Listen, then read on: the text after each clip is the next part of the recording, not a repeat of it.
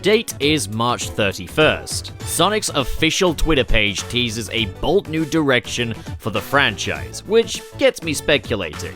Mere hours later, Sega announces the murder of Sonic the Hedgehog, a point-and-click adventure coming to Steam immediately for free as an April Fool's prank. One remembers when April Fools used to be on April 1st. But I mean, hey, we do a little trolling, I get how it is. Halt, human! Before you may proceed with the video, you need to be scanned to see if you have subscribed to the channel or not. If you wish to survive, subscribe to the channel now. Beep boop, scan successful. Don't forget to like the video on your way out. But remember, all of this content is made possible thanks to the great patrons, and if you would like to become one, you can hit the link in the description below to help Pop Overlord out. Enjoy the video! My expectations were a 10-minute or so point-and-click story with the kind of humor that Sonic's social media team is kinda known for, very memey stuff.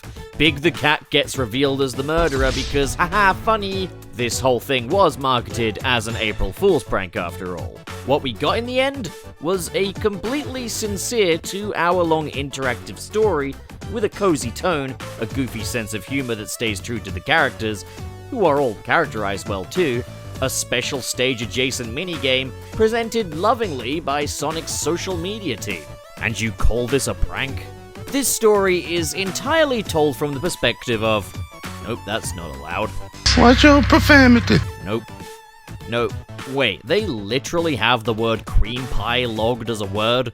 How do you know I wasn't just talking about pie? The story follows a new staff member on the Mirage Express, Andrew Tate. You have the option to name him what you want, unless it's a curse word, but you can't change like his gender or anything. So you work on a train called the Mirage Express, and the conductor is retiring to be with his wife. Meanwhile, it's Andrew Tate's first day on the job as the microwave guy. You welcome Amy Rose and her party aboard the Mirage Express for a murder mystery-themed birthday party. Amy turns 4 years old today, and she looks all grown up in her flapper girl outfit. In fact, everyone here is rocking themed outfits. There is no heterosexual explanation for Espio and Blaze's get-ups. And Rouge, you know what you're doing to me, stop it, this is a kids movie. A kids game. The characters all take up their own roles throughout the areas on the train, and Tails, who takes the role of detective, recruits Andrew Tate as his sidekick, but I prefer the term Top G. If you ever meet a man who's afraid of sparkling water, know this: he's certainly afraid of combat. The train rapidly accelerates, knocking everything into a state of flux, and Sonic is found dead. Andrew Tate questions if Sonic is legitimately incapacitated, or just very committed to the bit. It's up to you and Tails to go around gathering evidence and interrogating the cast to determine who killed Sonic the Hedgehog. So, over the past year, it's been pretty clear that Sega are investing a great deal into redefining the cast and asserting their importance in the Sonic canon. In the decades prior, many of these characters were simplified to appeal to a younger demographic, and by younger I mean genuine actual babies who don't even understand the English language yet. But now, in a post-Sonic Frontiers world, the legacies of these characters and their stories are a lot more celebrated, and the murder of Sonic the Hedgehog may be where this shines the most, as everyone here is characterized really well. Tails still suffers from a lack of his own agency, being a little too obsessed with Sonic, and I swear Blaze is a bit more of a diva than I remember, but all the same, I wouldn't say this is worse so much as it is different. And then there's also Espio, who's a little less serious and straight-laced than I remember, but again, it doesn't feel like an outright betrayal of the character so much as exploring a different aspect to his personality. What makes this so much better than it needs to be is that it feels like we're getting to know these characters a bit more. We spend the most amount of time with Tails, and yes, while he does continually fillet Sonic's quilly chili dog, his interactions with other characters really shine through.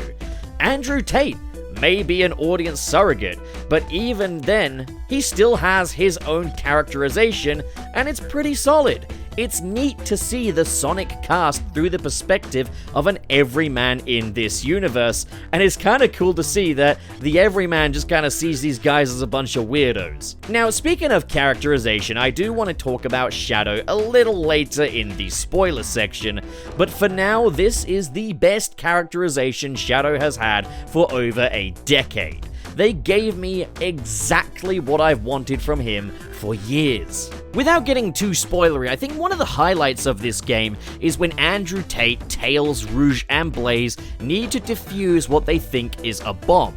The sudden flux of options on screen makes for a brilliant sight gag, but each one leads to another comedic instance of these characters under duress, with I think my favorite option being telling the Fabergé Chow egg to stop ticking, which Rouge genuinely attempts with complete sincerity before realizing how silly that is. It's a really solid comedic moment. There's also a great sense of world building to this one too.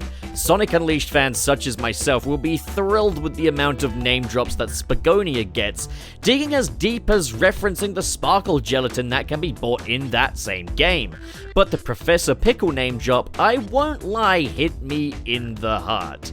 I hope we'll see him again someday. But it is so nice to see Sonic Unleashed actually being celebrated from a world-building perspective beyond just boost gameplay. Because that world building was what set that game apart from other boost titles. There are also references to Sonic Forces, Mania, Frontiers, and the Adventure series.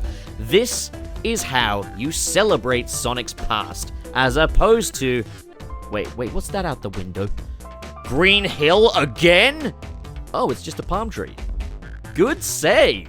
There are instances during interrogation where Andrew Tate needs to take a moment to think and strategize. But this game doesn't go too in-depth when it comes to strategy, as I think they do want to make this as accessible as possible to children. So no, you're not going to sit there weighing up different bits of evidence and writing down notes. Instead, you get these think mini-games. So, Andrew Tate pulls out his Think Gear device and plays a Sonic 3D Blast special stage. Now, initially this does feel like a cute bit of filler, and far too easy at that, but it actually leads somewhere, which I'll talk about in a bit when we get to spoilers. The presentation of the Think Gear is really cute. I love the new pixel sprites they've got for Sonic.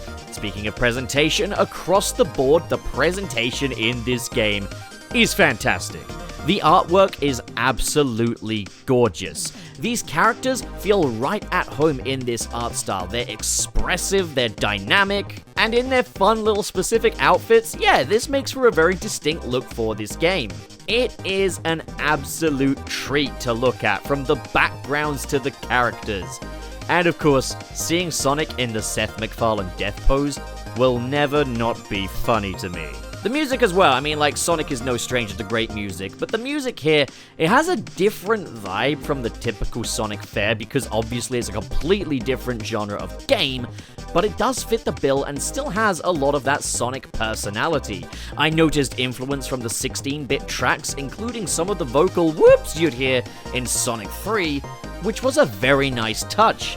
Even down to a little Crush 40 inspiration near the end of the game. Again, that's how you celebrate Sonic's history. Be subtle about it. So before those of you who haven't played the game hop off this train for the spoiler section, get it, train. To summarize, the murder of Sonic the Hedgehog is an absolute treat that will keep the kiddos occupied for a couple of hours. No joke, it's longer than Sonic Forces. And if you have a love for the lore and characters of this franchise, the murder of Sonic the Hedgehog will have a surprising amount to offer, and also proves that light-hearted stories can still work for Sonic in a post-Pontac and Graph era. What makes this work is that the characters and story are treated with sincerity, and all of the humor remains true to the characters. This is how you do a Sonic game with a lighter and more comedic tone. While it's obviously no replacement for the mainline games, I would absolutely welcome more like this as a seasonal thing from this same team. It's a slice of life in the Sonic universe, and with strong world building and character work, these will only enrich the franchise and make the mainline titles feel that much more meaningful. The fact that we got this shadow dropped completely out of the blue as an April Fool's prank is just surreal to me. I'd love to see something like this done for other holidays. Let's experience Halloween and Christmas in the Sonic universe. This is the perfect way to do it. And you know what? I'd love to see Andrew Tate again. The Mobian version of Andrew Tate, that is. I'd be quite happy to never hear from his human counterpart ever again. We drink sparkling water. So now, if you haven't played the game and just wanted to know my overall thoughts on it or whether or not you should try it out for yourself, now's the time to hop off. This is your stop. How many train puns do you reckon I can work into this? Okay, getting back on track. Or should I say tracks, Focus, pup, you're going off the rails. We'll now be entering the spoiler carriage. God, I am just a first-class doofus with all these puns, huh? I like that they didn't go for the obvious picks for who killed Sonic. They could have easily gone for Shadow or Rouge, given that they're kind of stationed in the rival camp. But no, it's Espio. However, I absolutely loved the twist that he was manipulated into incapacitating Sonic by the train itself, adding a surprise layer to this murder mystery.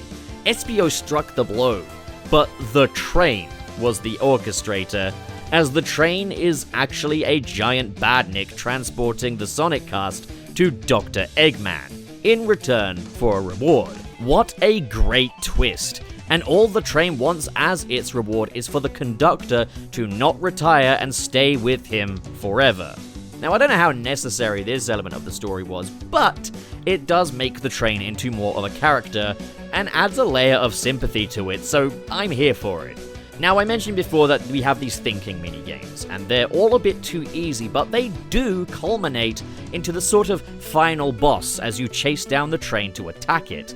These become a lot harder as they go, and the thinking minigames feel like training for this.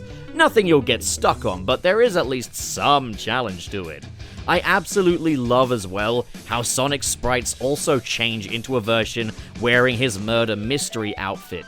That is such a nice detail that they didn't need to go so hard on, but boy am I glad they did. Now, I've really been wanting to talk about Shadow's characterization here. He is a suspect for Sonic's murder. Now, he's still suitably introverted, but that's just who Shadow is. But this game doesn't forget that Shadow is a hero. It turns out everything he's doing that looks malicious is actually an act of kindness. He goes from a prime suspect to a total sweetheart. When Sonic busts him out of the train, his first priority is to help Sonic rescue Tails and Amy. For years now, Shadow's been treated as this guy who's just in it for himself, incapable of appreciating others, the merits of friendship, or anything like that. Yet here, we see him attending Amy's birthday party, buying her tickets to her favorite band, keeping other characters safe by keeping all of the doors locked, even pitching in his own happy birthday sentiments to Amy at the end of the game. Finally, Shadow is back. This is how the character should be, and I am over the broken-ass moon to see this character, who means so much to me, getting the treatment that he deserves. In an April Fool's point-and-click adventure no less. Shadow is a hero again, and I cannot express enough how happy that makes me. Also, Sage is in this game. It's just a cameo alongside Metal Sonic, Orbot, and Cubot, but it is a small sign of things to come, maybe. Depends just how canon this game is. But to me, it's about as canon as Humpty Dumpty. Oh, actually, did you know that Humpty Dumpty wasn't an egg? He was a cannon. There, you learned something today. This video now has value.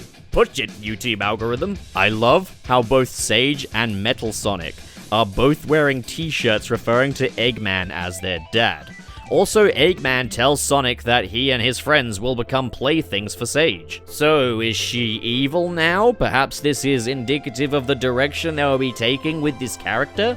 It's cool to see her included here, and it looks like she will be becoming a mainstay for the series, and I more than welcome that.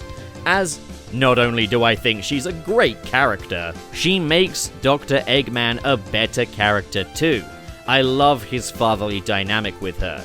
I really do wonder where they're taking her character, as Dr. Eggman is in full villain mode in this one. Let's see where this road takes us. I think it would be really cool if maybe when Eggman revived her, he took away some of her free will, gave her new directives, so maybe you have to bust her out of that in a future game. I'm getting carried away, or should I say carriaged away? No, that one doesn't even work. What a great little adventure. Sega, please, more like this alongside the mainline titles. I'm really grateful for what we have here, and I'd love to see this level of world building make it to the mainline series as well.